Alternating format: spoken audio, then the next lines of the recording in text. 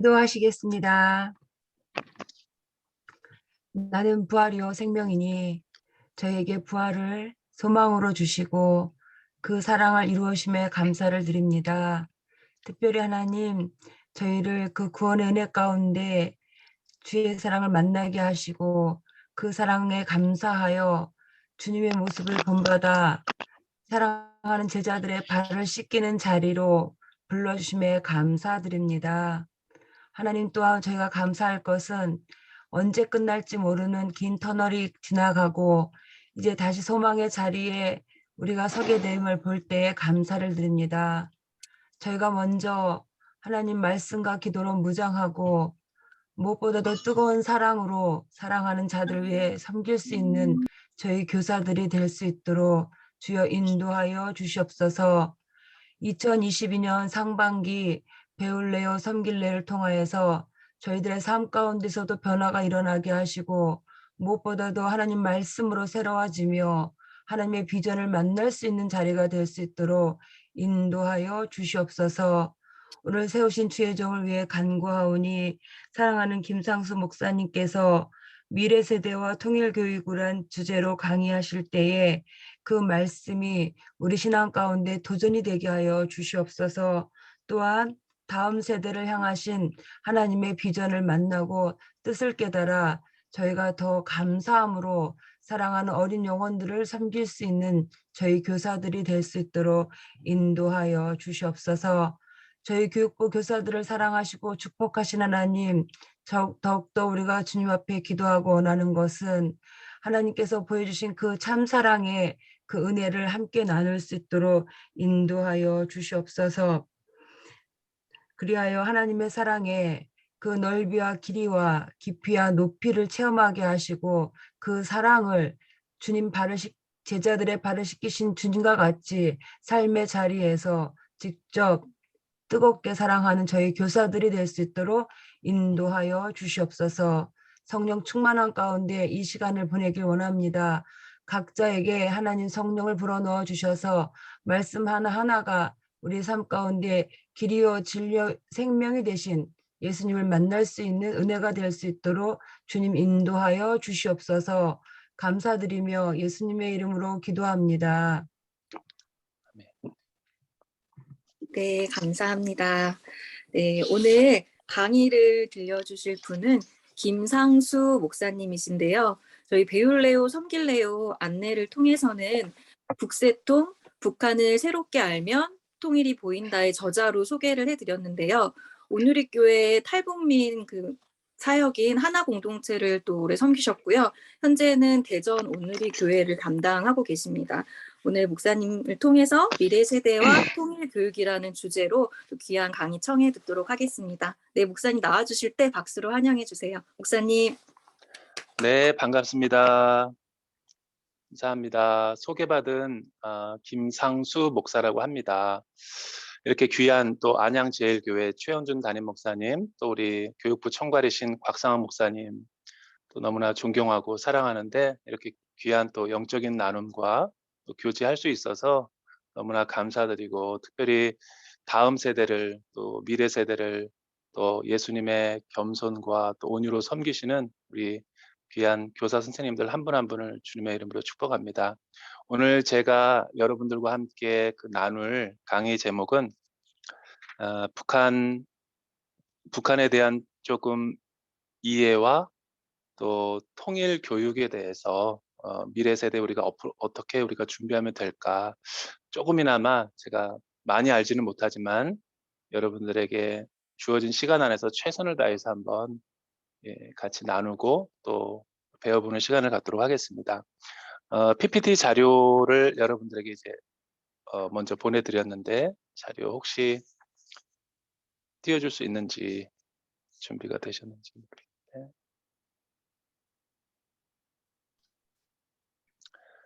네, 목사님 잠시만요.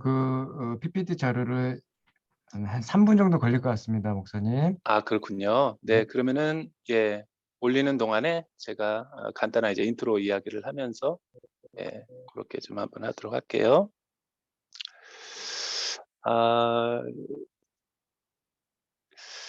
이제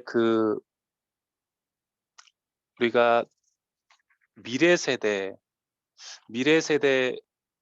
대한 이제 통일 의식 조사를 한번 이제 해본 게 있어요. 서울대학교 평화 또 연구원과 통일평화연구원 그리고 KBS 또 여러 기관에서 그 통일에 대한 의식을 한번 이렇게 조사를 해본 적이 있는데 저기요. 어, 춥다며. 2007년부터 어? 2017년까지 그리고 2021년도까지 계속해서 매년마다 이렇게 통일 의식을 너무 조사하고 있어요. 조사하는 이유는 뭐냐면 매년마다 어떻게 우리 대한민국 국민이 통일을 바라보고 또 우리 10대들과 또 우리 MZ 세대인 20대 또 30대, 40대, 50대, 60대 각 연령별로 통일에 대한 어떤 의식을 갖고 있는지 이렇게 조사를 이렇게 매년마다 실시하거든요. 굉장히 권위 있는 기관이기 때문에 굉장히 이 통일 자료로 귀하게 예, 사용되고 있는데 2007년도인가 이렇게 조사했을 때 비교하면 통일을 해야 된다. 우리 국민들에게 다 랜덤으로 해서 리서치 조사를 해보니까 뭐 그래도 그때는 통일 분위기가 굉장히 좀 나쁘지 않아서 2007년도에는 보니까 뭐 64% 정도가 이제 거의 우리 국민들이라면 세대를 뛰어넘어서 누구나 다 통일을 해야 된다. 그런 이제 생각을 갖고 있었어요. 물론 이제 20대는 그때도 이렇게 한 30% 정도쯤은 통일 그런 거 하지 않아도 그렇게 불편하지 않다. 현상 유지 또는 우리가 평화가 공존할 수 있다면 서로가 조금 이제 분단된 상태에서도 계속 이 상태로도 좋다. 이제 뭐 그렇게 이야기하는 것을 이제 보았습니다. 그런데 안타까운 거는 이게 점점점 이 세대 간의 또 계층 간의 이 통일에 대한 의식조차도 이게 점점 이 균열이 생기고 또 분열이 되고 있어요. 예를 들면 이제 20대, 30대 같은 경우는 젊은 층들은 통일에 대한 뭐 그렇게 그다지 할 필요가 있는가 이런 어, 견해를 굉장히 많이 밝히고 있고 또 비교적 우리 기성세대에 속하는 50대와 60대, 70대일수록 통일 그거 뭐 현실적인 통일 비용은 고려하지 않고 무조건 통일을 해야 된다. 예를 들어서 이런 거죠. 민족적인 입장에서 또 뭐 정치적인 입장에서 반드시 우리 흡수 통일 내지는 이 저 북한의 나쁜 이 괴뢰 정권을 무너뜨리고 반드시 우리가 이 군사적인 우위와 경제적인 우위를 가지고 반드시 흡수 통일을 해야 된다. 독일처럼 뭐 이렇게 얘기하는 부분들이 많았어요. 근데 젊은 세대들은 통일에 대한 의식이 전혀 생각이 다릅니다. 젊은이들은 통일 이후에 결국은 이제 자기들의 어떤 사회복지 비용 내지는 통일 세금 같은 것들을 이제 각출을 해야 되기 때문에 그런 것들이 다 고스란히 경제적이고 현실적인 문제로 부담으로 다가오는 거죠. 그래서 단순히 뭐 이산 가족에 대한 그 아픔 헤아리기 위해서 통일해야 된다. 그리고 또 그리고 탈북민들을 위해서 통일을 해야 된다. 그리고 같은 민족이지 않냐. 우리가 언제 한 번도 분단된 적이 없는데 이렇게 분단으로 고착화되는 것은 안 좋다. 그래서 무조건 이유를 불문하고 기성세대들은 통일을 주장했어요. 그러니까 민족적이고 정치적인 이유가 강하죠. 그러나 젊은이들의 경우에는 현실적이고 경제적인 이유가 되게 강해요. 왜냐하면 북한 사람들 보면 이렇게 분단 대치하는 동안에 뭐 북핵이라든가 ICBM 계속 이제 우리를 미사일 발사로 인해서 또 군대로 우리가 다 가서 복무해야 되잖아요. 여러분 통일되면 사실은 이 군대는 지금처럼 징집될 필요가 없거든요. 이 모든 것도 보면 다 분단 비용에 속하는 거죠. 그래서 젊은 세대들은 피해 의식이 되게 많아요. 그래서 굳이 그렇게 통일을 할 필요가 있는가? 뭐 이런 여러 가지 현실적인 이유를 대서 반대하는 거죠.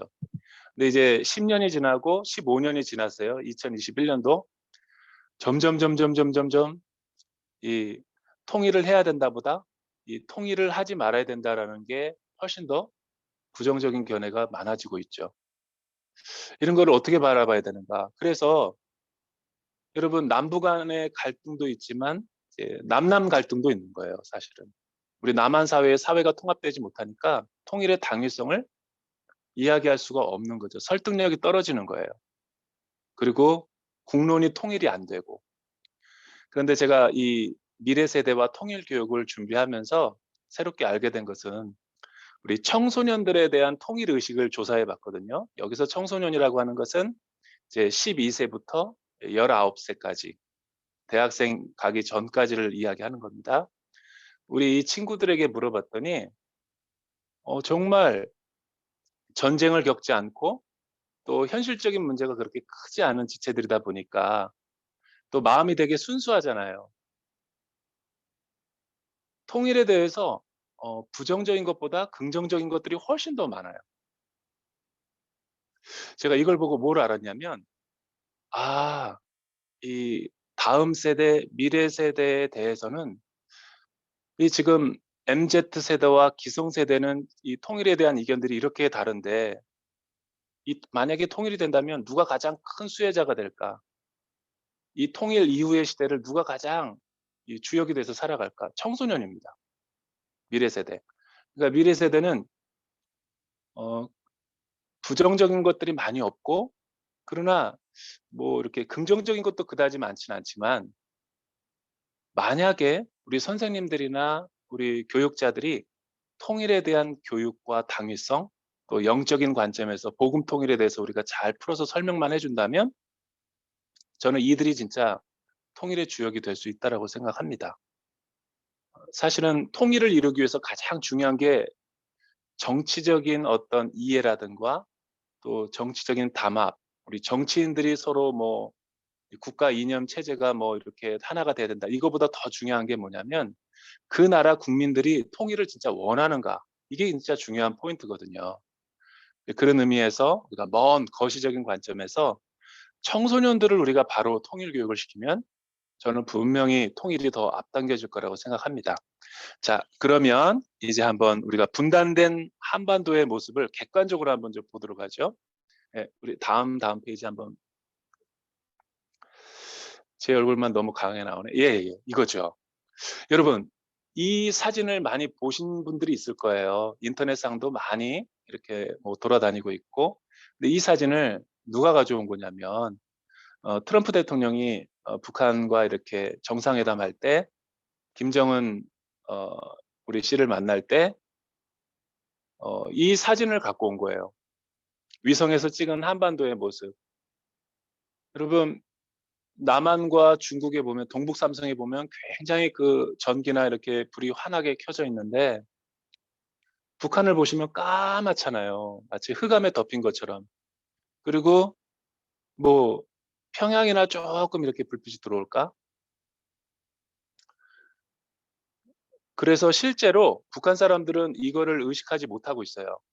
그래서 북한 사람들이 제일 두려워하는 게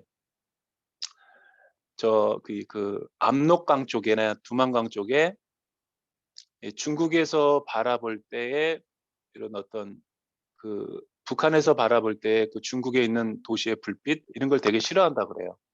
그래서 일부러 이 북한 군인들이 인민들 그러니까 일반적인 우리 서민들이 어떤 그 조중 변경 지역에 가는 거를 되게 감시가 철저히 하고요. 특히 여러분 우리 크리스마스 때 되면 북한이 제일 싫어하는 게 두 가지라 그래요.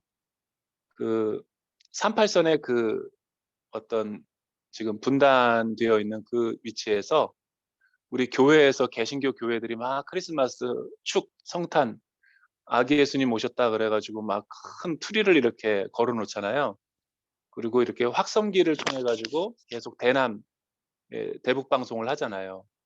북한의 실제적인 모습들을 이렇게 막 계속 틀어 놓으면 북한 사람들이 그 보초를 서다가 그런 어떤 예, 확성기에서 나오는 소리를 듣고 현실의 어떤 많이 자괴감을 느낀다 그래요.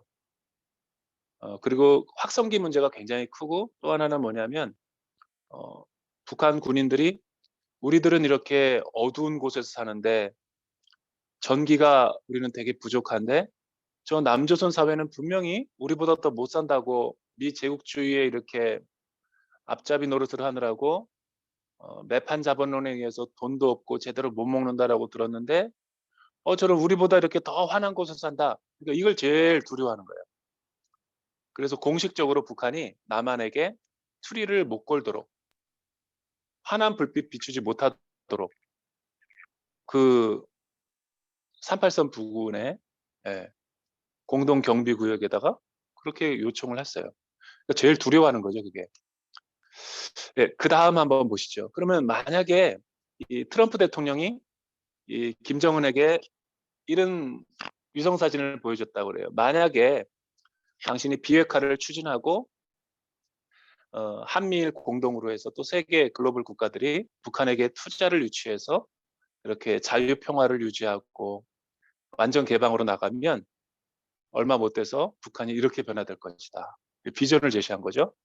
여러분, 세계에서 초강대국인 미국 대통령이 거짓말 하겠어요?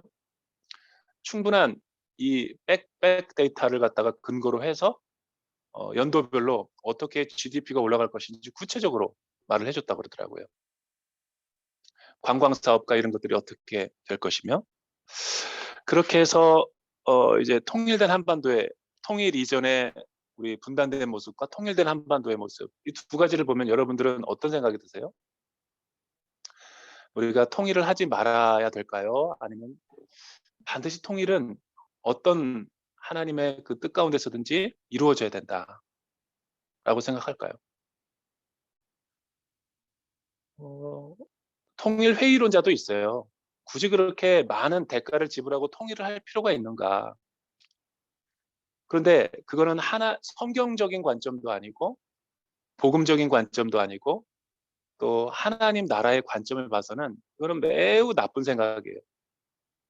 경제적인 정치적인 이유뿐만이 아니라 그래서 제가 실제로 어떤 포럼에 가서 발표를 했는데 이렇게 대학교 총장님이시고 막 그러신 분들의 이 통일되게 전문 이렇게 위원들이 있어서 막 논쟁도 하고 그런 시간이었는데 제가 발제를 맡아가지고 발제를 했는데 되게 좋은 분위기에서 끝났는데 그분이 이제 논평을 할 때 이런 얘기를 하는 거예요. 그분도 크리스찬이고 그분도 되게 믿음이 좋으신 분인데 나는 요즘에 통일에 대해서 회의가 느낀다고. 북한이 저렇게 하는 것을 보면 통일을 우리가 과연 할 필요가 있는가. 그 얘기를 듣고 너무너무 어, 긍정적인 것도 아니지만 사실은 부정적인 것도 아니면서 되게 회색주의적인 입장을 갖는 거예요. 신실한 크리스찬이, 장로님이, 총장님이. 그런데 제가 그 이야기를 듣는 순간 그 자리에서는 즉답을 피했지만 이런 생각을 한번 해봤어요. 반대로 그러면 분단이 하나님의 뜻일까? 분단이 교회와 크리스찬들이 그 분단이 이렇게 고착화되고 계속 남북의 그런 어떤 세계 유일의 분단 국가로 남아있는 것이 그러면 하나님의 마음이고 하나님의 뜻일까? 그 반대를 제가 한번 생각해 봤어요. 그렇지 않다라는 거죠. 왜 그렇지 않을까요?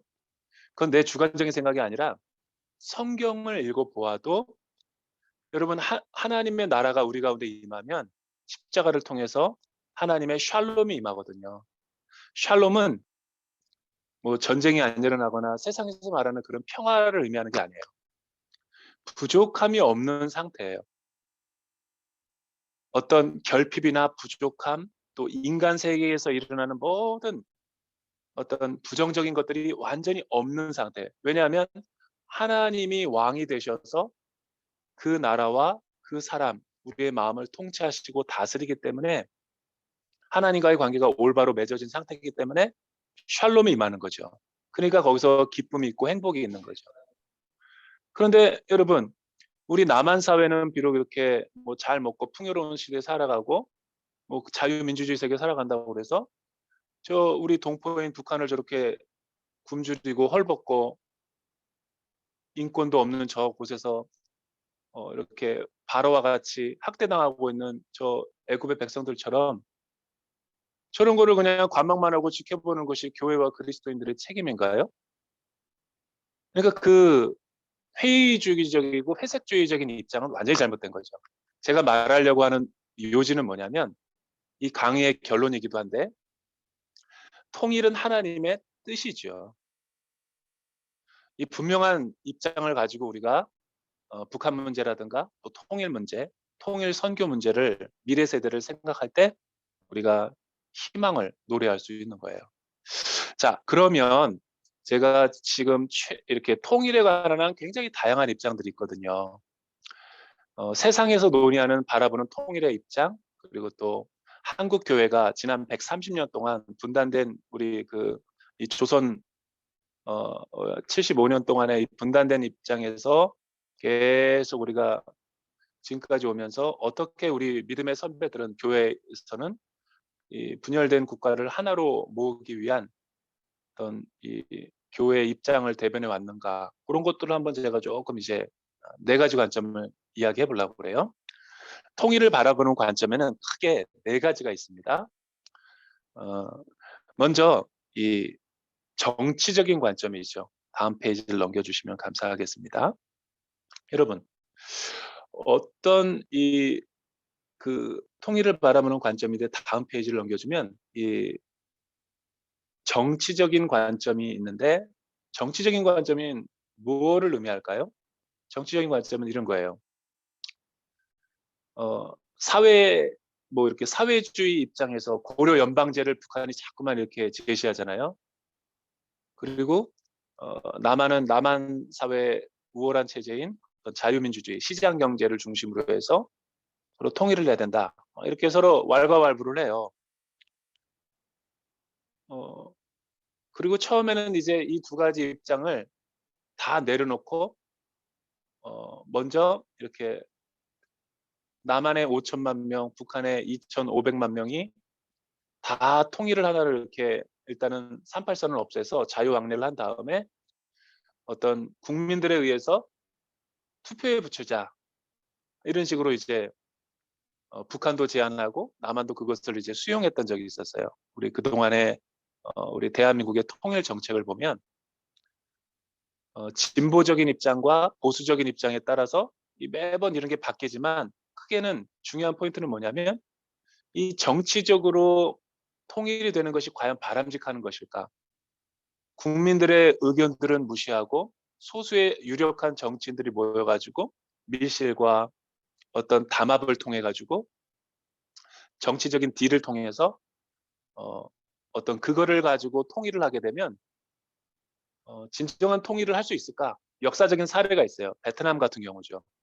여러분, 북한과 남한처럼 베트남도 분열이 됐었죠. 이 베트공이 있었고, 공산주의 베트공이 있었고, 이 남쪽에는 우리 대한민국처럼 자유민주주의, 시장 경제를 중심으로 한 호치민의 어떤 남쪽의 어떤 그런 시장 경제를 중심으로 해서 2 나라가 분열이 됐었어요. 그런데 결국은 이제 외세의 힘을 이용해서가 아니라 우리 어떤 민족적이고 정치적인 입장에서 우리가 통일을 하자, 이렇게 계속 갑론을박하면서 소수의 정치인들이 담합을 해가지고 결국은 통일을 이루려고 할 때 사회주의로 통일이 돼버렸죠. 여러분, 그때 베트남은 되게 어떤 미래 잠재적 있는 나라였고, 또 외국의 많은 외자 유치와 충분히 어떤 이 잠재적으로 성장하고 클 수 있는 동남아시아에 떠오르는 용이었는데, 그 나라는 결국은 이 어떤 정치인들이 담합하고 밀실 거래를 하면서 사회주의 국가로 함락이 돼 버려요. 이런 게 가장 나쁜 케이스예요. 2번째는 여러분, 경제적인 관점도 있답니다. 독일 같은 경우죠. 먼저 독일은 1989년에 여러분 냉전이 세계에서 종식이 되고 베를린 장벽이 갑자기 무너지게 됐어요. 그래서 동독과 서독이 서로 자유왕래를 하게 됐고, 거의 누가 의도하지도 않았는데 경제적으로 훨씬 더 우월했던 이 서독에 의해서 흡수 통일이 돼버린 거예요. 왜냐하면 경제적인 차이가 너무 컸거든요. 그리고 1년 동안에 베를린 장벽이 무너지고 독일을 중심으로 해서 이 동독을 흡수하고 또 이렇게 통일을 이루면서 세계에서 가장 유래를 찾아보기 힘들 만큼 그래도 굉장히 평화 통일을 이루었다. 이렇게 자부하면서 다들 통일의 어떤 모범 사례로 이야기를 하죠. 그러나 제가 조금 더 공부를 해보면 알겠지만 독일은 결국은 뭐냐면 독일의 통일은 대부분 자타가 공인하듯 이 물질적이고 경제적인 통일이라고 얘기하거든요. 왜냐하면 1930년 전에 독일이 통일할 때 동독은 너무나 못 살고 서독은 너무나 잘 살고 이 편차가 너무 커서 화폐를 맞추기도 쉽지 않았고 또 토지 거래를 할 때도 많은 문제가 일어났고 국경은 이렇게 오픈이 돼가지고 통일이 됐고 자유롭게 왕래를 했는데 뭐 정치, 사회, 경제, 문화, 법 이런 모든 것들이 너무 차이가 나니까 이 동독, 그러니까 오늘날로 우리로 말하면 북한 사람이겠죠. 그 위에 있는 동독 사람들은 굉장히 수치심을 느꼈어요. 열등감과 비교의식, 그리고 비교의식을 느끼면서 지금도 자기들은 2등 국민이다. 그리고 서독 사람들은 되게 동독 사람들을 무시하고 차별하고. 그래서 여러분 30년이 지났죠? 지금은 많이 나아졌다 그래요. 편차가.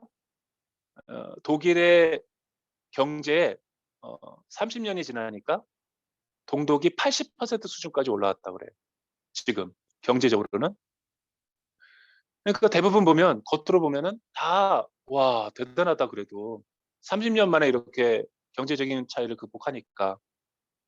그리고 세계에서 유럽에서 가장 강력한 국가가 됐잖아요. 그러나 저는 그렇게 보고 싶지 않아요.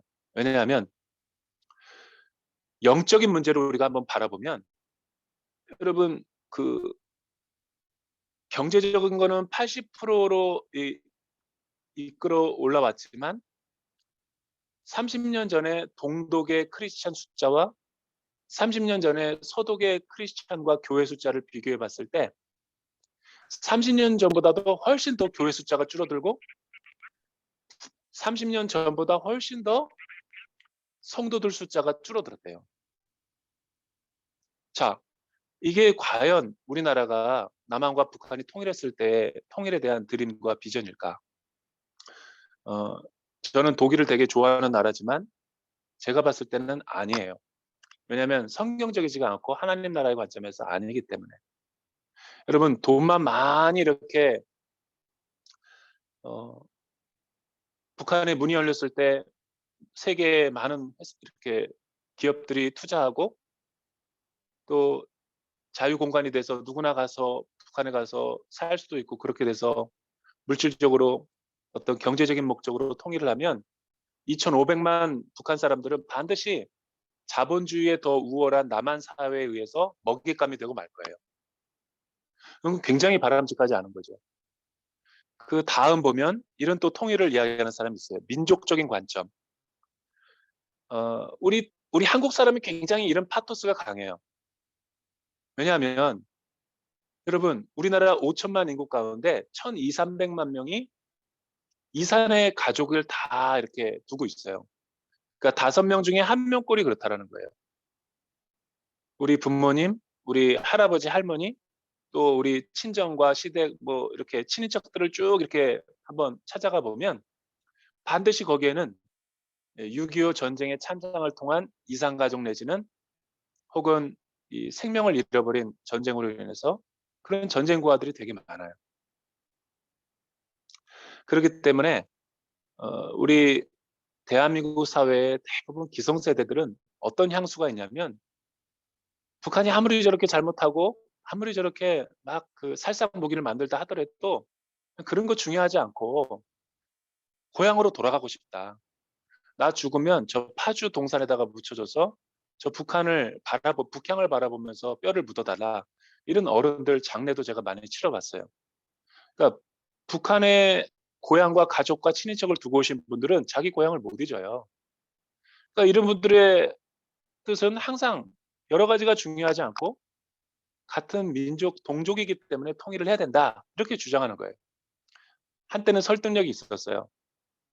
그런데 예멘이 1980년대 통일을 했답니다. 90년대.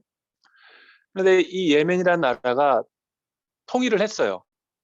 남과 북이 이들도. 그런데 통일을 했는데 민족이라는 이름만으로 아무것도 준비가 안 됐어요. 정치적인 어떤 비전도 없고 어떤 경제적인 체제가 어떠해야 되는지 통일 비용도 계산하지 않고 무조건 같은 민족이기 때문에 우리가 통일하고 봐야 된다. 이래서 통일을 했는데 통일을 하고 나서 또 분열됐어요. 분단됐어요. 예멘이 대표적인 케이스죠. 여러분, 과연 민족적인 관점에서 통일을 하는 것이 옳다고 볼 수 있을까요? 이 예멘을 보면 그렇지 않다는 걸 알 수 있어요. 다음이 이제 우리 십자가 안에서 복음 안에서 하나님 나라의 관점에서 제가 조금 사순절이어서 너무 잔인한 사진을 여기다 올려서 죄송합니다.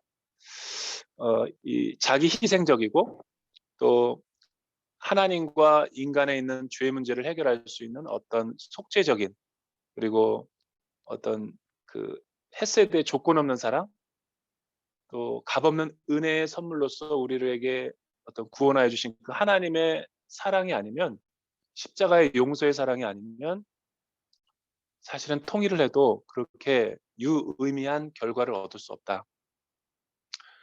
그래서 통일을 하면 왜 좋은가라고 이렇게 물어보면 통일을 찬성하고 반대하는 사람들 가운데도 대부분이 물질적이고 경제적인 게 제일 먼저 앞설 때가 많아요.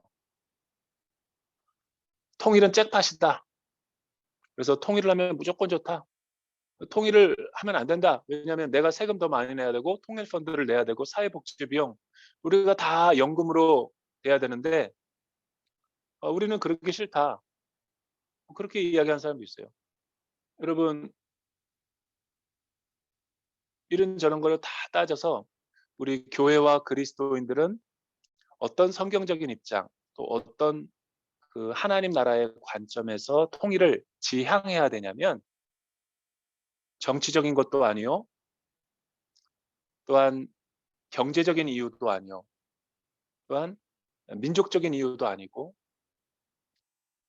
탈북민들이나 이산 가족을 위한 그런 것도 아니에요. 예수 믿는 사람들은 철저히 이 하나님 나라의 시선에서 이 통일을 바라볼 때 왜 우리가 통일을 해야 되는 당위성이 있는가를 교회와 그리스도인들이 크리스찬들이 솔선수범할 수 있는 거죠. 자, 그러면 하나님의 나라의 비전이 뭡니까? 그거는 남북한이 통일이 돼서 제사장 국가가 되게 하기 위함인 거예요. 출애굽기 19장 6절에 보면 하나님께서 이스라엘을 선택하고 부르신 비전과 목적이 나와요.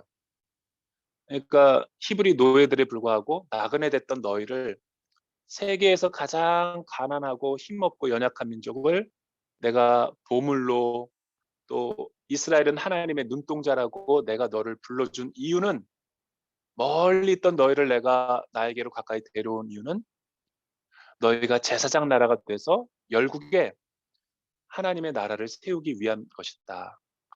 그렇죠. 그게 여러분 우리가 통일을 해야 되는 비전과 목적이 돼야 돼요.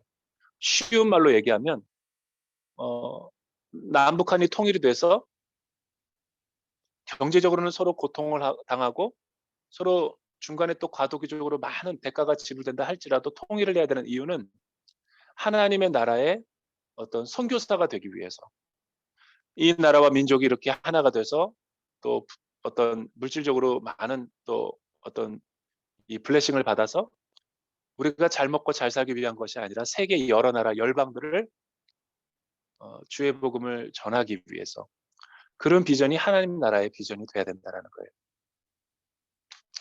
자, 그러면 조금 더 우리 심화시켜서 이 하나님 나라의 관점을 우리가 더 깊이 들어가기 위해서 객관적으로 우리 한반도, 우리 남한 사회는 도대체 남북한은 어떻게 이렇게 지정학적으로 분단되었고 분단이 이렇게 70 몇 년 동안 고착되어 있는가? 우리가 한번 냉철하게 생각해 볼 필요가 있어요. 여러분, 한반도가 언제부터 이렇게 분열됐고 분단이 됐죠?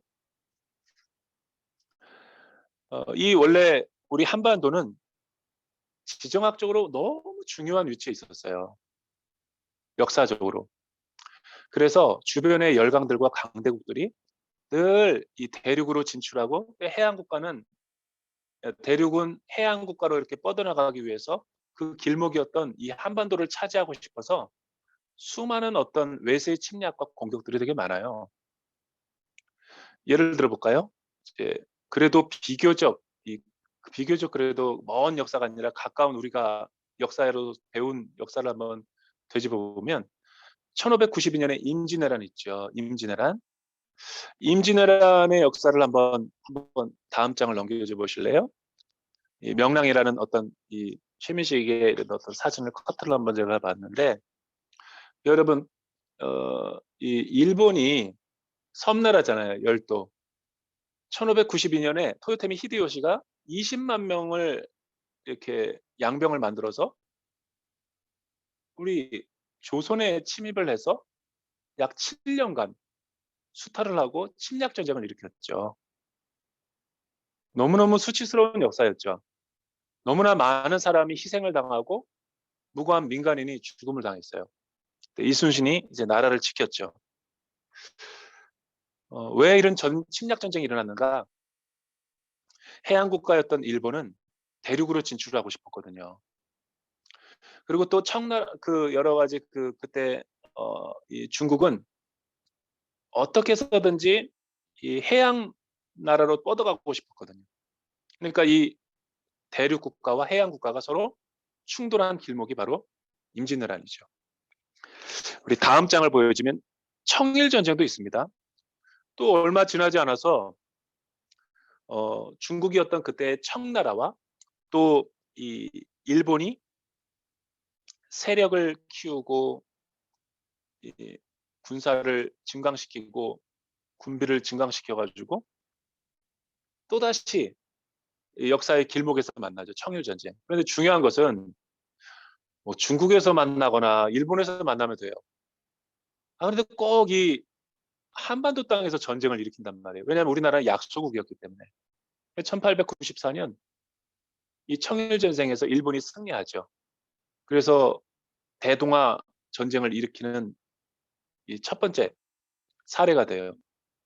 이때부터 만주국을 조차하고 하얼빈에까지 내려왔었던 이 러시아 세력과 점점 이렇게 충돌하는 일이 벌어지죠.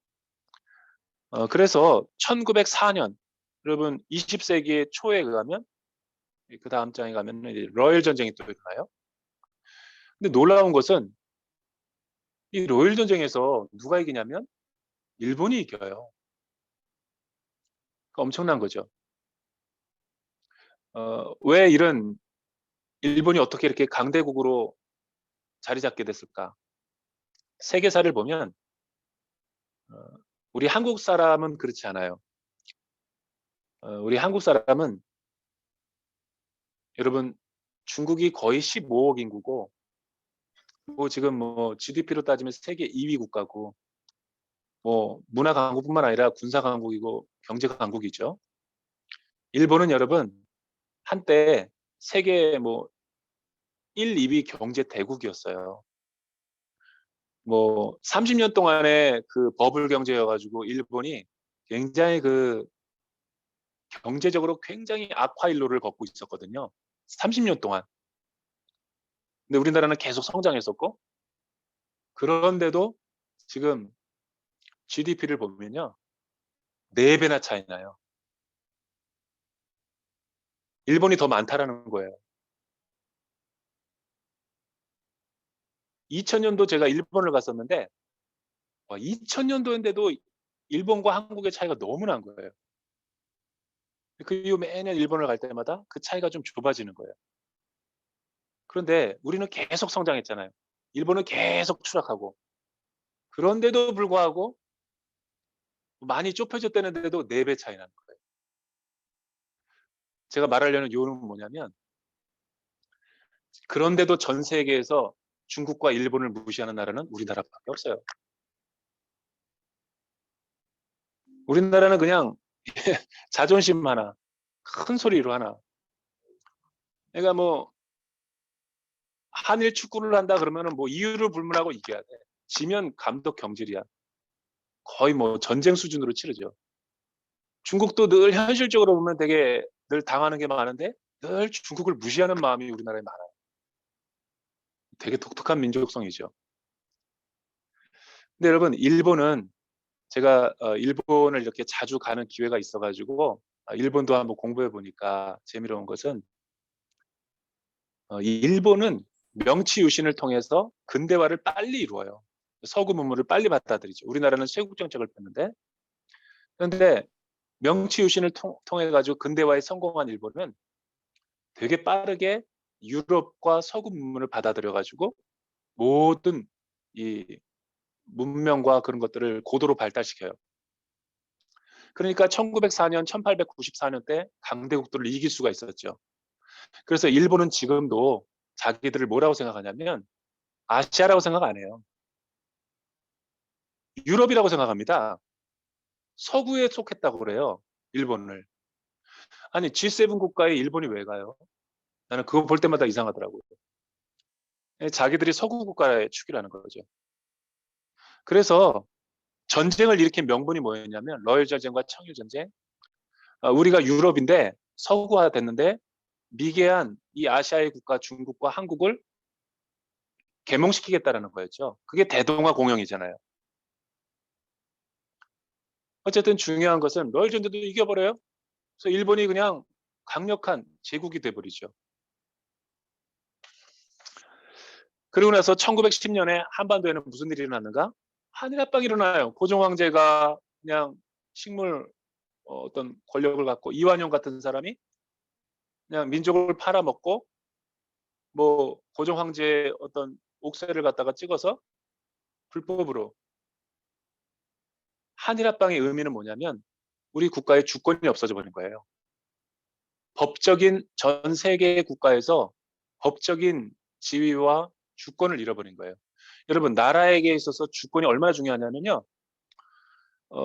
이제 민영환과 또 예를 들어서 뭐 헤이그 특사로 우리나라가 이제 고종 황제가 뒤늦게 불합리함을 알리기 위해서 여러 가지 이렇게 특사를 파견했다고요.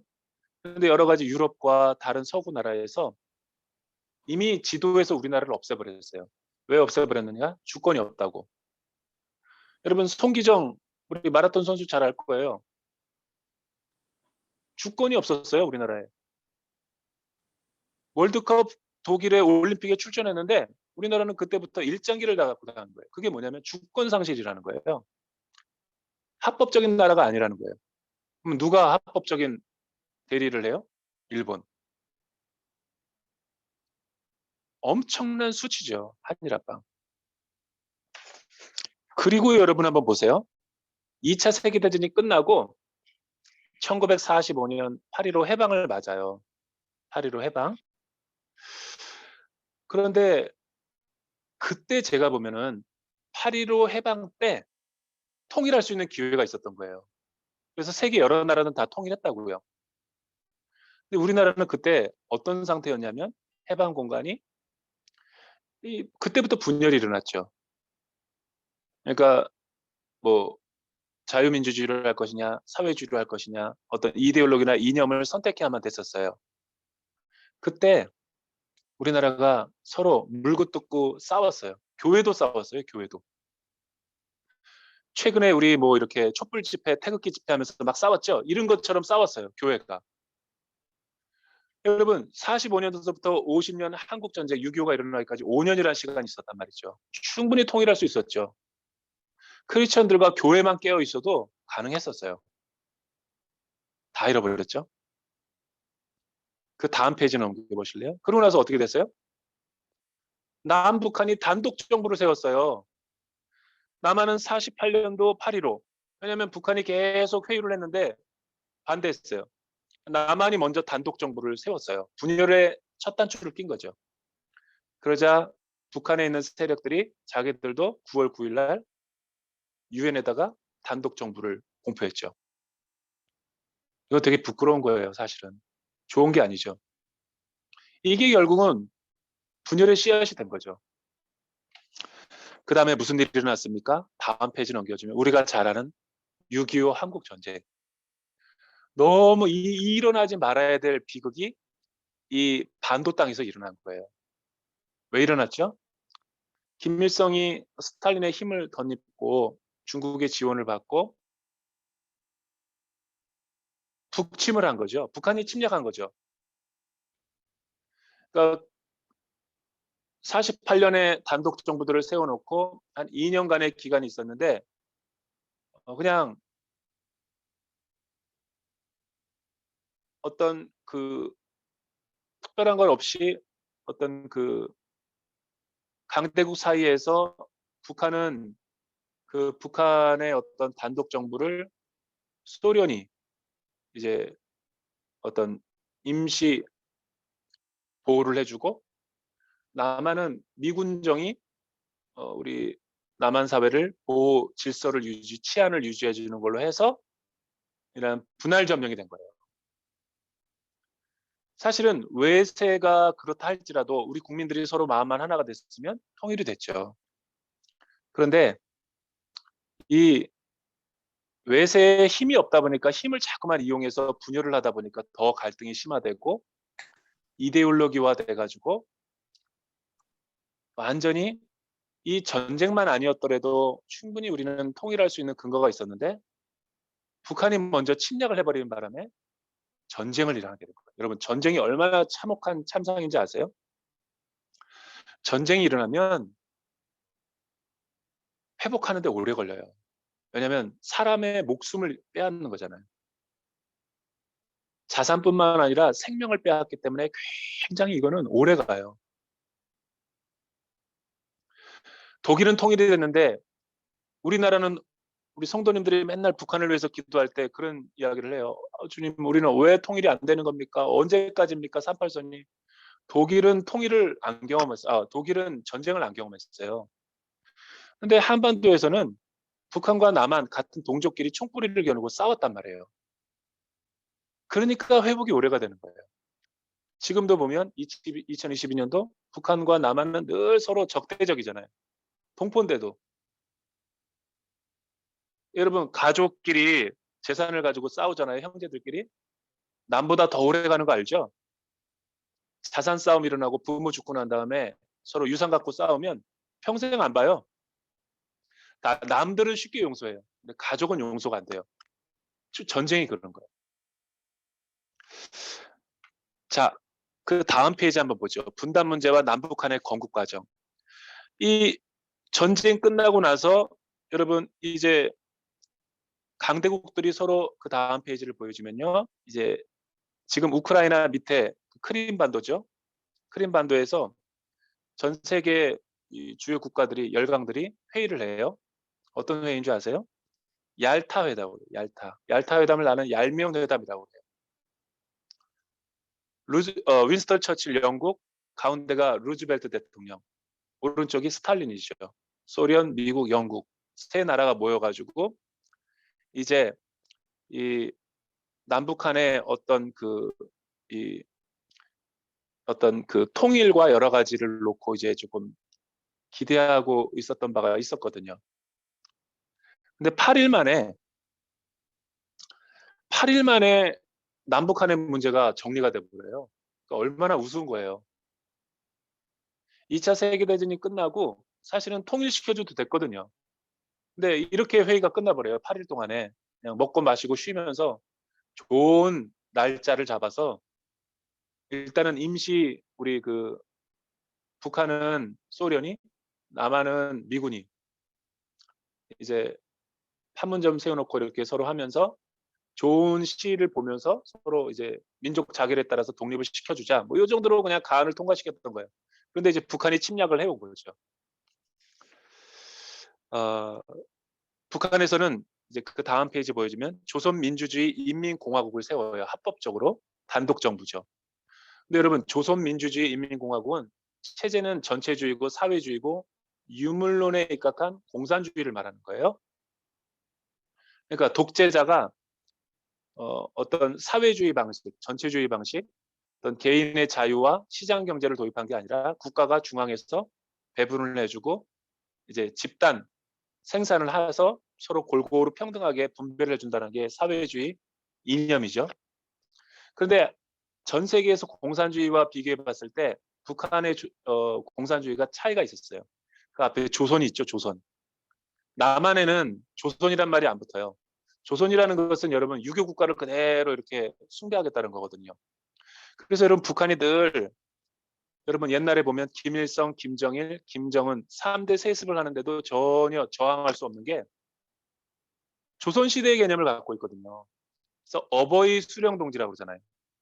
전 세계 사회주의 국가가 수령이면 수령이지 주석이면 주석이지 앞에 어버이라는 말을 안 붙이거든요. 이 가부장적인 권위, 유교 조선을 그대로 받아들인 거예요.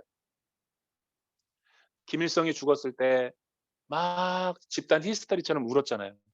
아버지가 죽었다고. 그러니까 서방 외국에서 봤을 때는 이상하지만 북한 사람들이 봤을 땐 전혀 이상한 게 아니에요. 조선이니까. 그래서 여러분 중앙방송에도 보면 조선인민민주주의 뭐 이렇게 나온다고요. 우리나라가 그러니까 이 조선을 이어받은 거예요. 정통성이 있다고 그러잖아요, 자기들은. 남한은 어떨까요? 여러분 그 다음 페이지 보면 자유민주주의 대한민국이에요. 자유민주주의. 자유민주주의라는 것은 국민들이 주권을 가져가지고 대의 정치인 국회의원들을 앞세워서 투표로 뽑은 국회의원 국민의 대표자들이 입법을 하고 또 헌법을 실행하고 또 투표에 의해서 당선된 대통령이 통수권을 갖게 되는 거죠. 그거를 그리고 국민의 자유와 또 어떤 투표의 민주주의 방식을 통해 가지고 국가가 경제를 중앙으로 통제하는 게 아니라 자유시장 경제를 지향하면서 이런 두 개가 서로 맞물려 가지고 대한민국의 재헌 국회가 생긴 거예요. 여러분 우리나라 48년 8.15 재헌 국회 할 때 우리나라 최초의 그 이승만 대통령과 국회가 처음 국회를 시작할 때 헌법에 의한 나라가 될 때 이윤영 감리교 목사님이 대표 기도를 하고 시작한 나라예요. 하나님의 뜻과 섭리에 의해서 이 자유민주주의 대한민국이 세워졌다고 감사 기도로 시작한 나라예요. 놀랍지 않아요? 그리고 2021년도 대한민국 위상을 한번 보죠. 그다음 이건 내가 조금 더 고급스러운 모습을 가지고 여기 나올 수도 있었는데 여러분 우리나라가 얼마나 대단한 나라인지 아세요? 전 세계에서 우리나라가 얼마나 대단한지는 우리나라만 몰라. 대한민국은 제가 보면 대단한 나라입니다. 왜 대단한 나라냐? 제가 그냥 뭐 가감하지 않고 팩트를 한번 몇 가지 체크해 볼게요. 2021년도 그리고 현재도 마찬가지예요. 전 세계 유엔에 가입된 나라와 전 세계에 존재하는 나라가 한 약 220개 국가가 있어요. 220개 국가 가운데 국가 GDP와 개인 소득이 우리나라가 10위예요. 10위. 여러분 우리나라는 아무것도 없는 나라야. 전쟁의 잿더미에서 폐허였고 초콜릿 주고 분유 주고 밀가루 줘서 우리나라는 아무것도 없었던 월드비전이 생긴 최초의 나라예요. 그런데 53년 이후에 우리나라가 너무 가난해서 북한보다도 더 가난했어요. 60년대까지는. 그런데 220 국가 가운데 10이다? Not bad. 난 나쁘지 않다고 봐요. 굉장히 우수한 거예요. 아니요, 이제 그대로 계속 두고. 그 인구가 5천만 명이고 GDP 12국가고 개인 국민 소득이 3만 불이 넘는 나라가 전 세계에서 몇 개가 있을 것 같아요?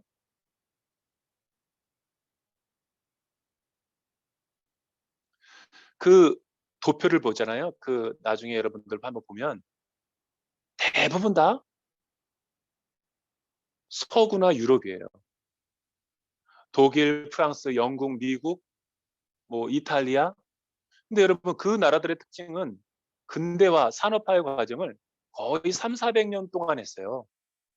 근데 우리나라는 53년 이후부터 그다가 60년대까지만 하더라도 북한이 더 잘 살았어. 여러분 60년도 박정희 대통령이 그 정권을 잡았을 때 그때의 국가 경제 5개년 뭐 이렇게 새마을 운동 일으키기 전에 우리나라가 그때 아시아에서 가장 잘 살던 나라 중에 하나가 필리핀이었어요. 필리핀은 선진국으로 가기 전이었어요.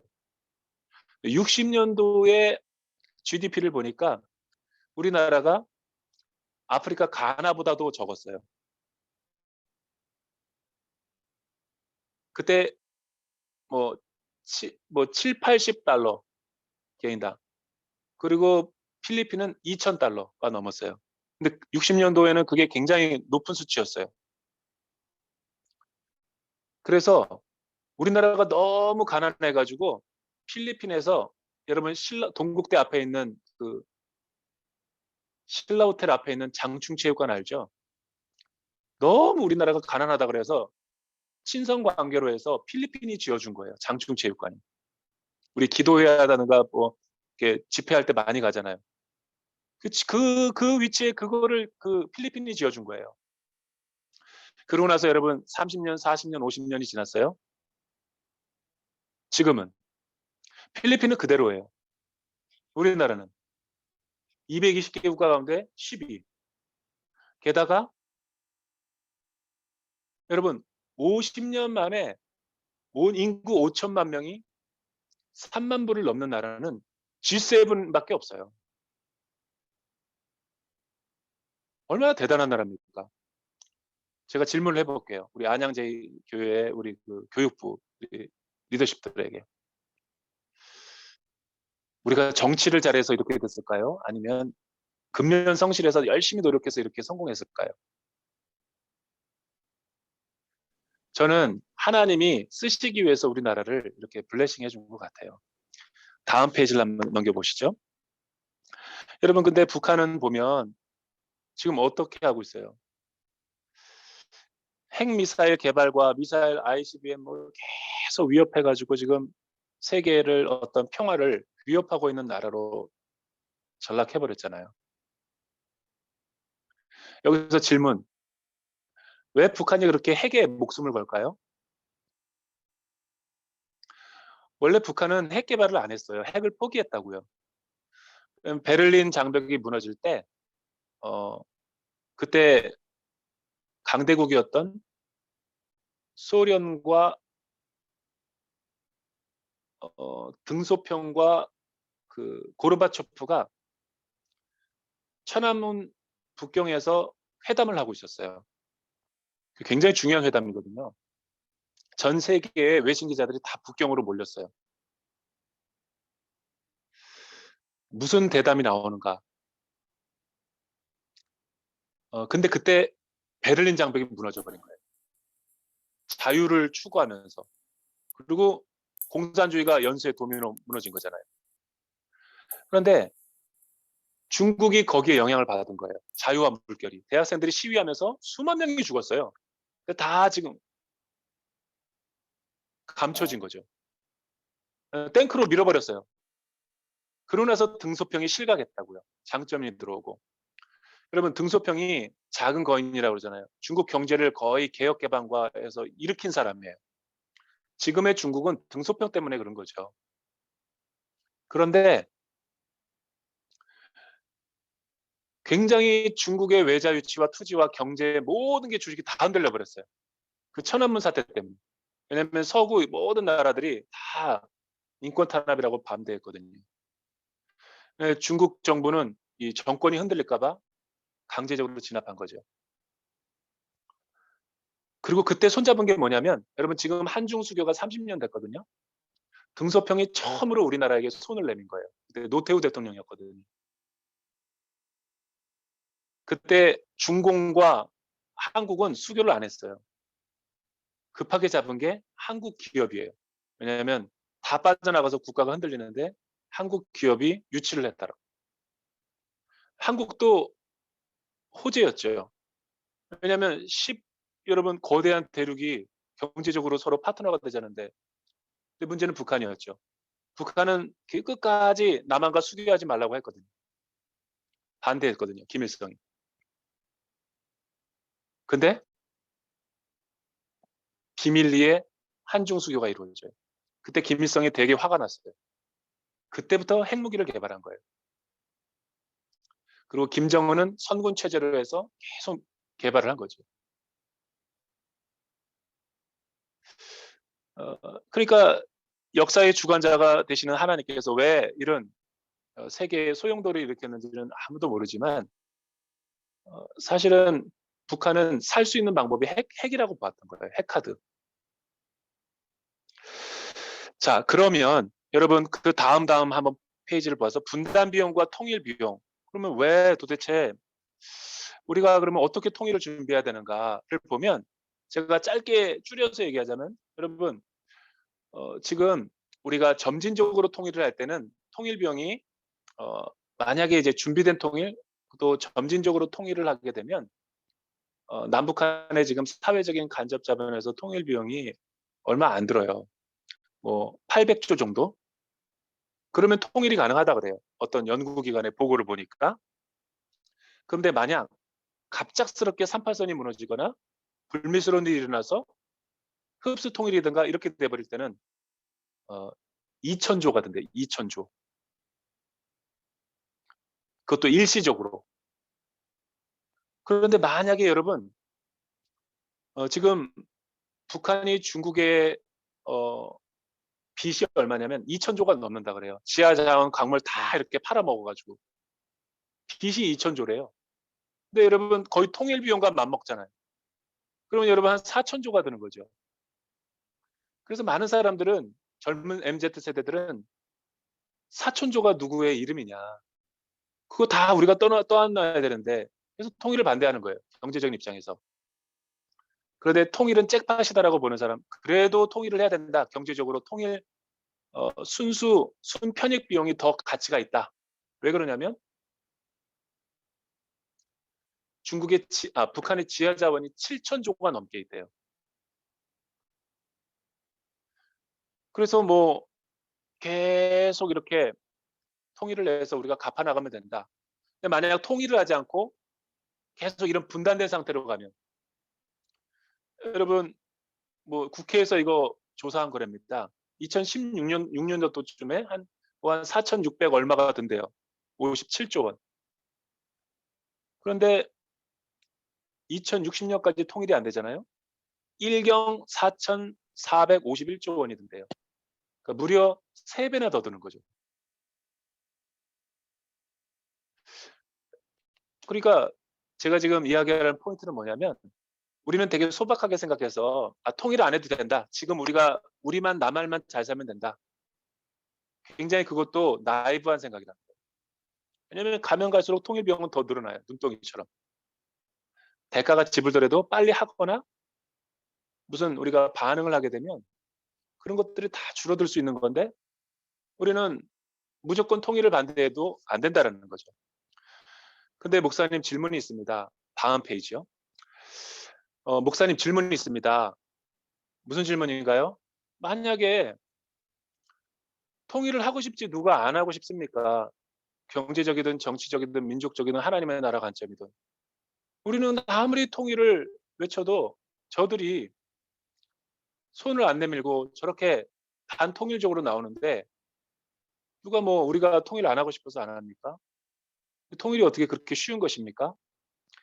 하나님 나라의 관점에서 크리스천들과 또 우리 교사들과 교회는 그러면 어떻게 통일을 해야 됩니까? 막막합니다. 그래서 저는 주장하고 싶은 게 하나님께서 통일을 준비하라고 보낸 북한의 국가대표 선수들이 있어요. 저는 그 사람을 요셉과도 같은 사람이라고 봐요. 흉년의 때 하나님의 언약 백성들을 지키기 위해서 요셉을 먼저 미디안 상고에 팔리게 하셔서 애굽의 총리가 되게 하신 거죠. 당신들이 나를 이곳으로 보낸 게 아니라 하나님이 나를 먼저 보내셨다. 그래서 그들을 구원하는 역할을 하죠. 아무것도 할 수 없을 때 우리는 뭘 해야 되는가? 여러분 지금 남한에 들어와 있는 탈북민의 숫자가 35,000명이 넘어요. 지금 코로나 팬데믹으로 조금 많이 줄어들었긴 했지만 남한의 코로나 이전에 교회 숫자가 6만 개가였어요. 6만 개. 6만 개의 교회가 탈북민 한 사람, 두 교회가 한 사람만 사실은 케어하고 섬겨도 충분히 우리는 잘 이렇게 그들을 세워나갈 수 있었죠. 근데 교회와 크리스찬들이 너무 북한과 탈북민들에 대해서 무관심했죠. 차별과 혐오, 그리고 또 가난한 사람으로 보고 또 내 일자리를 뺏는 사람으로 보고 우리는 그들을 순수하게 보기 시작하지 않았어요. 하나님의 형상대로 대우하지 않은 거죠. 근데 여러분 생각을 해보세요. 북한은 핵무기 개발하느라고 북한 핵무기 하나 핵실험 한 번 할 때 ICBM 미사일 한 번 쏠 때마다 여러분 2,500만 북한 사람들 옥수수 한 끼니 식사를 2년 먹을 수 있는 비용이에요. 그런데도 북한 사람들이 배고파 굶주릴 때 김일성과 김정일은 사람을 죽이고 핵무기를 개발했어요. 그래서 여러분 고난의 행군이 온 거예요. 1995년도서부터 99년도까지 200만에서 300만 명의 사람들이 다 죽었대요. 그리고 지금 다 중국으로 또 한국으로 막 뿔뿔이 제3세계로 흩어져서 대량 아사가 일어난 거죠. 이거는 천재가 아니라 인재예요. 사람이 사고를 낸 거라고요. 의도적으로. 살인한 거죠. 제일 서러운 죽음이 뭔지 아세요? 못 먹어서 죽는 거. 제가 그 고아원에서 그 아사로 죽어가는 그 꽃제비로 이렇게 사진을 봤거든요. 여러분 되게 비참해요. 되게 비참해요. 남한 사회에 온 사람들이 다 그렇게 해서 온 거예요. 먹을 게 없어서, 자유를 찾아서.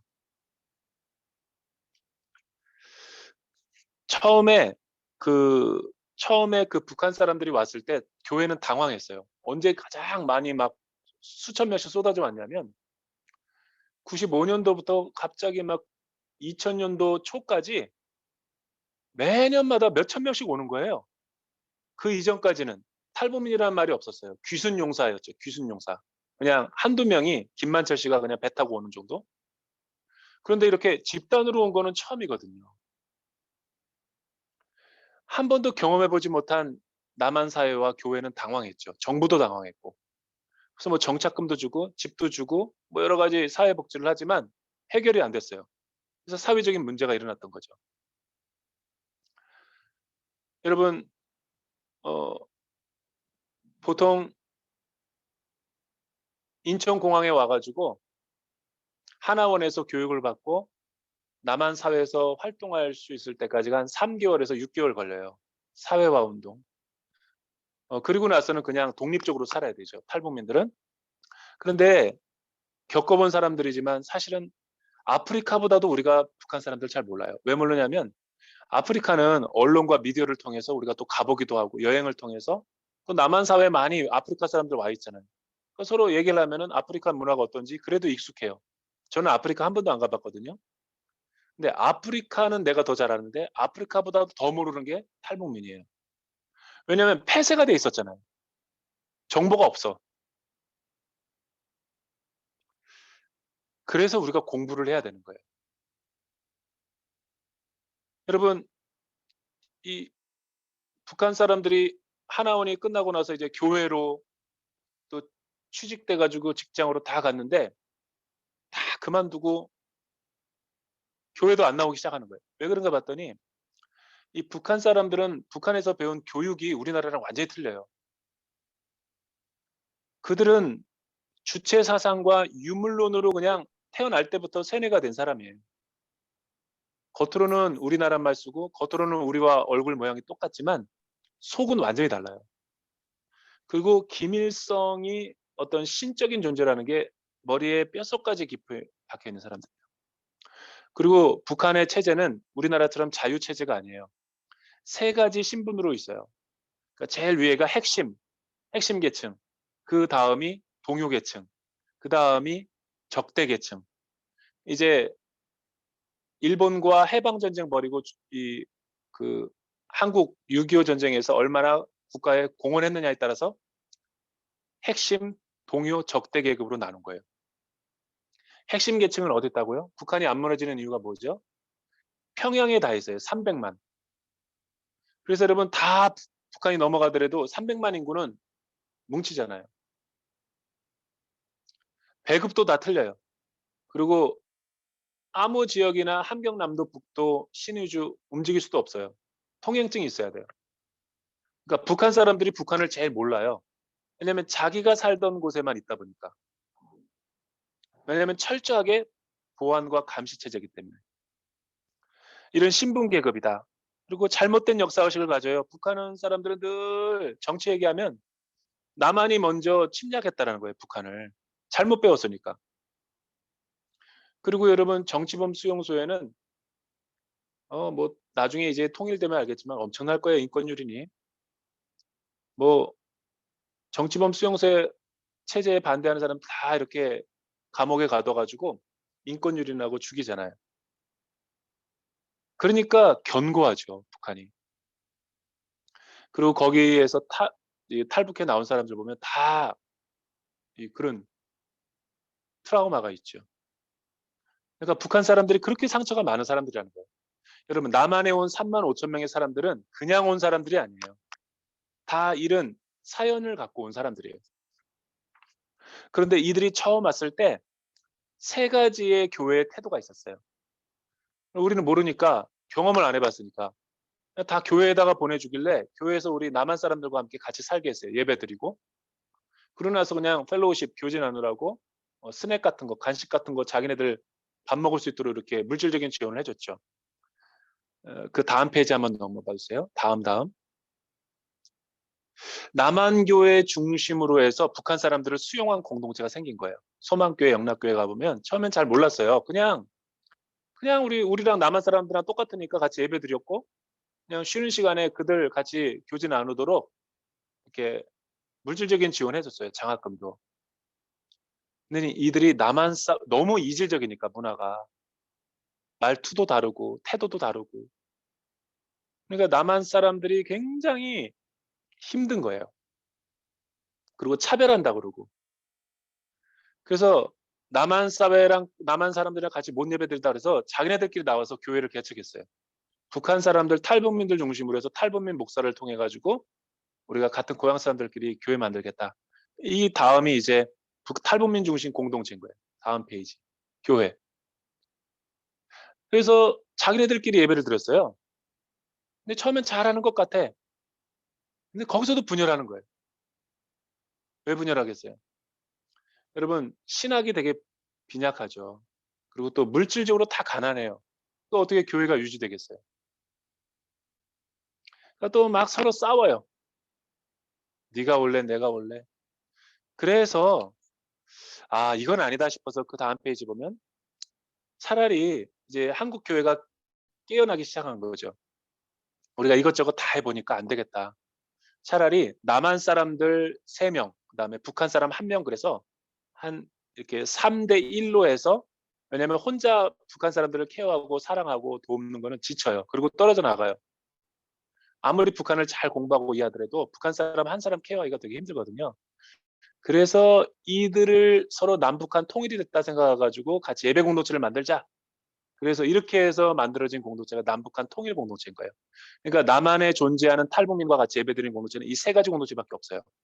근데 가장 시행착오를 통해서 깨달은 게 뭐냐면 효과적이고 굉장히 건강한 통일을 내다봤을 때 통일 연습을 하는 이 남북한 통일 공동체가 가장 적합하다. 서로 갈등이 있고 싸워요. 그래서 제가 탈북민 공동체 할 때도 1년마다 임원을 뽑는데 총무를 뽑을 때는 항상 북한 사람 먼저, 그 다음에 남한 사람, 그 다음에 또 북한 사람 이렇게 했어요. 싸워요. 그렇지 않으면.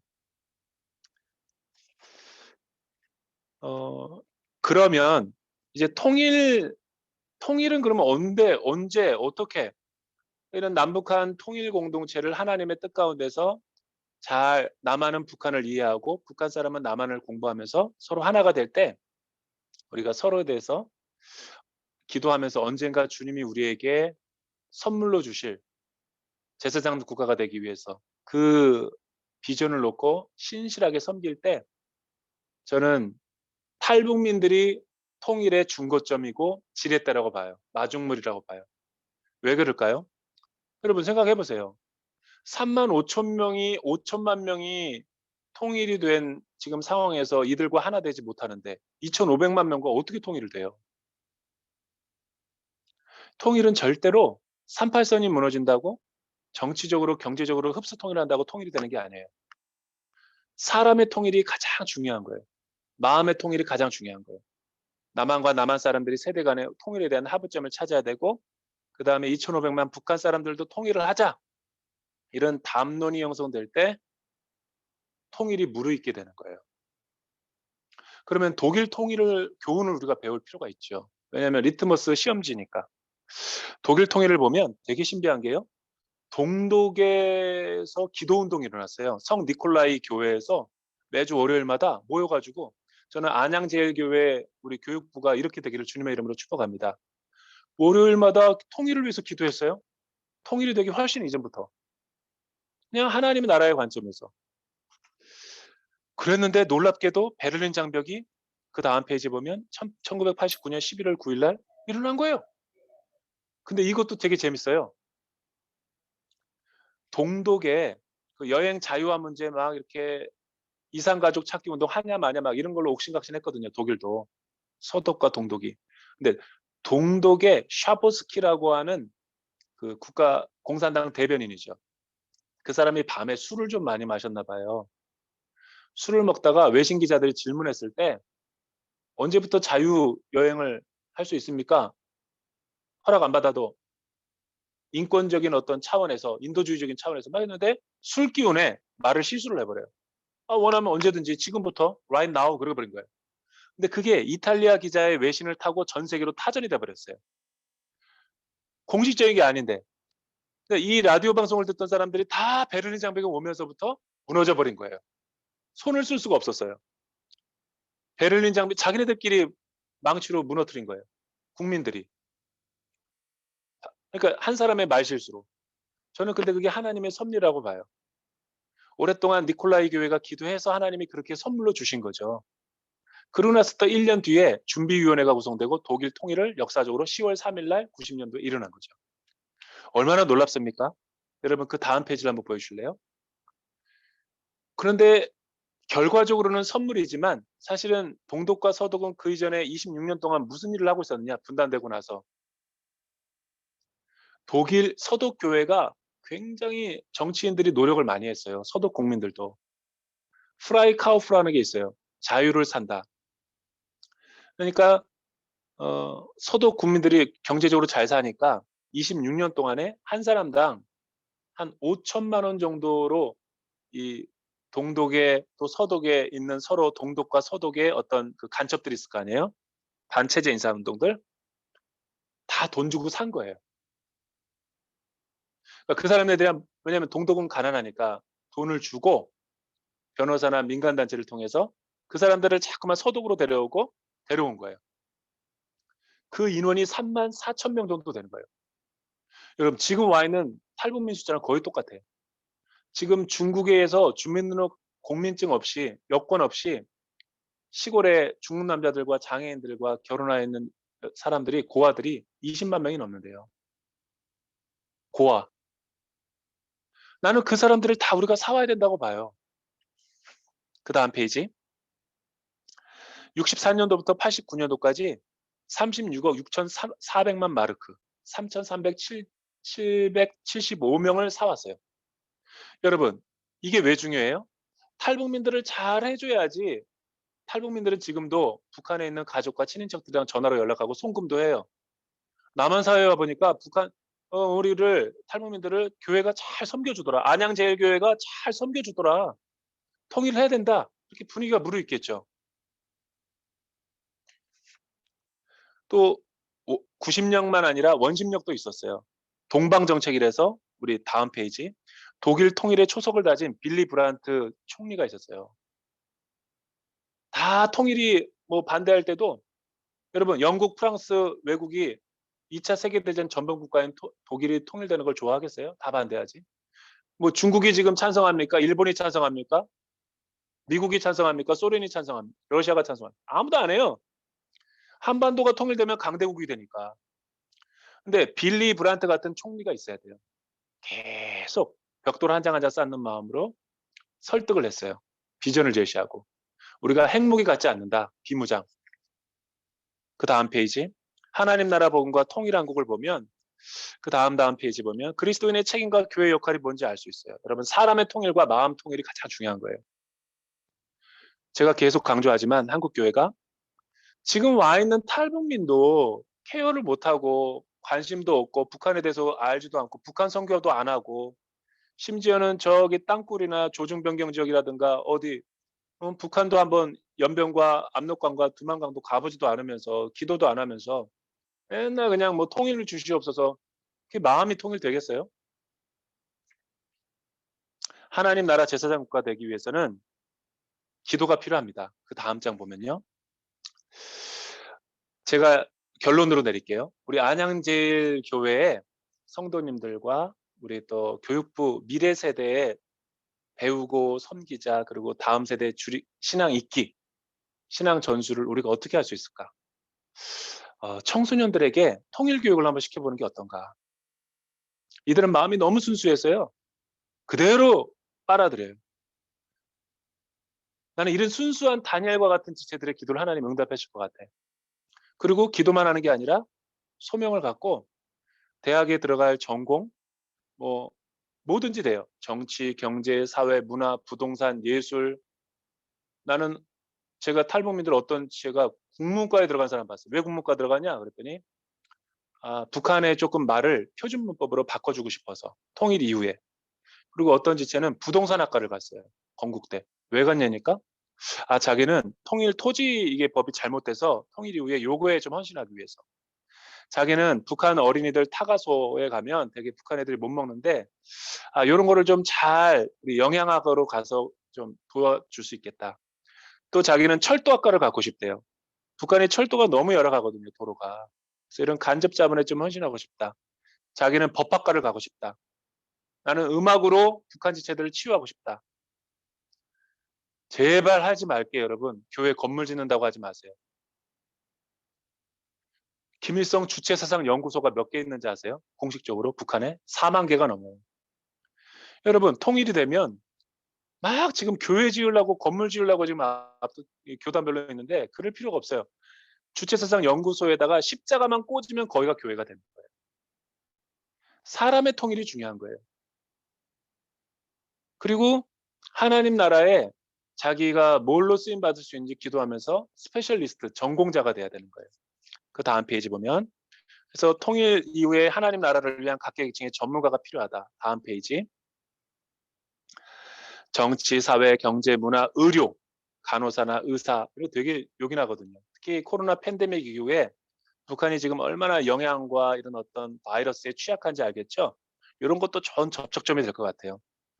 예전에 그 옥수수라든가 벼, 농사 개량법 이런 거에서 많이 지금 북한에 흘러갔거든요. 백신 같은 거, 약 같은 거 이런 것도 좋은 접촉점이 되죠. 그래서 저는 하나님의 나라가 이 통일 관점을 보면 지금 분단된 상태에서 남북이 대치되어 있는 상태에서 우리가 할 수 있는 통일 준비가 뭐냐면 우리 내부적으로는 힘을 기르는 거예요. 경제, 국방, 그리고 기도로. 그 다음에 외적으로는 외교가들을, 정치인들을 하나님이 쓰시겠죠.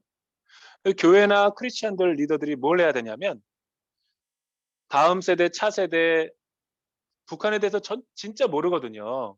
우리 청소년들이 북한 문화에 대해서 배워야 돼요. 그래서 북한 선교학교를 열어야 되는 거예요. 그 다음 페이지.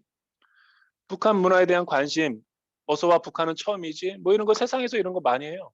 그래서 안양제일교회에서도 이 7주, 8주 정도로 해서 커리를 만들어서 우리 지차들에게 어떤 통일 주간으로 선포하고 또 북한을 위해서 기도하자 그래서 계속 이런 기도 운동을 일으키는 거예요. 이런 게 하나하나 벽돌이 한 장 한 장 쌓이면 여러분 안양제일교회 같은 건강한 교회에서는 운동력이 생겨요. 그리고 한국 교회를 주도할 수 있는 성 니콜라이 교회 같이 되겠죠. 조선 선교사들이 다 그렇게 해서 섬겼답니다. 우리 남한 땅에 온 수많은 2, 3천 명의 선교사님들이 선교사 올리브 에비슨 같은 사람들이 가난했던 이 대한민국 백정과 또 상류층과 고종 황제까지 치유하는 이런 정말 복음 안에서의 사역을 했어요. 나는 굉장히 존경합니다. 우리도 이렇게 값없이 정말 예수님의 사랑으로 십자가의 용서의 사랑으로 하나님 나라의 관점에서 제사장 국가가 되기 위해서 열심히 우리가 또 공부하고 헌신해야 되겠죠. 이상으로 제 강의를 마치도록 하겠습니다. 들어주셔서 감사합니다. 네, 목사님 감사합니다.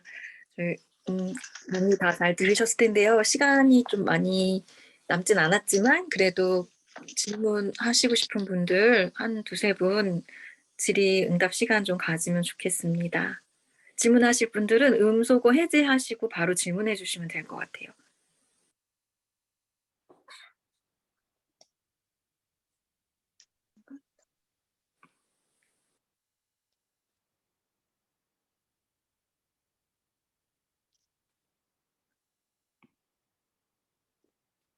질문은 없으실까요? 제일 무서운 게 이 적막감이죠. 채팅으로 질문해 주셔도 좋다고 곽 목사님께서 올려주셨는데요. 그리고 제가 제안하는 거는 제가 보통 강의를 하면은 이렇게 웬만한큼 관심 있는 분들 아니면 이렇게 그 질문이 잘 안 나오거든요.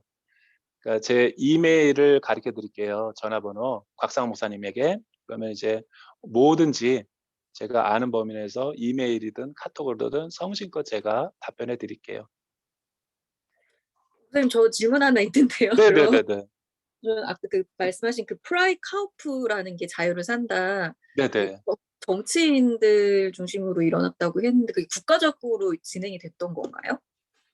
그렇지 않아요. 그 되게 비밀리에 은밀하게 그러니까 이 민간 변호사라든가 또 민간 크리스천들 또 비즈니스맨들 요런 분들 중심으로 해 가지고 왜냐하면 국가적으로 하면 이렇게 그러니까 네. 되게 또 정치 이슈화 되니까 암암리에 조용히 그 일을 마치 쉰들러 리스트처럼 그쵸? 나치의 그 유대인으로 계속 가스실에 걸어간 사람 쉰들러 리스트가 너무 안타까워서 자기 수첩에다 넣고 수천 명을 구원했잖아요. 네. 그런 것처럼 그런 사람들이 굉장히 많았던 거죠. 26년 동안. 음, 그게 평화의 마중물이 됐던 거예요. 네. 질문해 주실 분 없으시면 네, 오늘 좀 낯설고 가깝지만 또 낯설고 뭐 또 되게 귀한 뜻깊은 강의 해주신 우리 강사 목사님께 또 감사의 박수 보내드리겠습니다. 네, 영광입니다. 우리 귀한 분들 만나게 돼서 너무 감사합니다. 반갑습니다. 곽상 목사님도 감사합니다. 네, 네, 저는 퇴장해도 되죠? 네, 곽상 목사님 잠깐 제가 아, 모시고 네네네. 네, 목사님 네, 감사합니다. 지금 현재 80여 분 가까이 또 이 늦은 시간까지 함께 해주셨습니다. 우리가 그동안 깊이 생각하지 못한 영역이죠. 북한과 또 통일에 대한 또 다채로운 생각들을 우리 강사 목사님 통해서 해봤는데요. 우리 다음 세대들에게 그동안 우리조차도 잊고 지냈던 우리만의 그런 기도 제목으로 머물렀던 부분들이 많이 반성이 되고 또 도전이 되는 그런 시간이었습니다. 오늘 밤늦은 시간까지 감사하고 다음 주면은 우리 배선 마지막 강의 미래 세대와 또 기독교 학교에 대한 이야기를 나눌 텐데요. 이번 상반기 배섬은 조금 짧습니다. 4주간에 걸쳐서 진행이 되고 또 하반기 때는 조금 말씀 중심으로 가게 됐는데요. 우리 선생님들이 아무쪼록 이런 좋은 강의 또 우리가 미처 알지 못했던 부분들, 가려운 부분들 또 이런 부분들을 강사님 통해서 들을 수 있어서 감사하고 지금 채팅을 통해서 어린이 북한 선교에 대한 실천 교회 사례 궁금합니다. 이런 질문 오셨는데요. 시간이 좀 지나서 김상수 목사님 답변은 제가 전화해 드리는 걸로 그렇게 가름하도록 하겠습니다. 네, 오늘 늦은 시간까지 함께해 주신 모든 분들께 감사드리고 제가 기도하고 마치도록 할게요.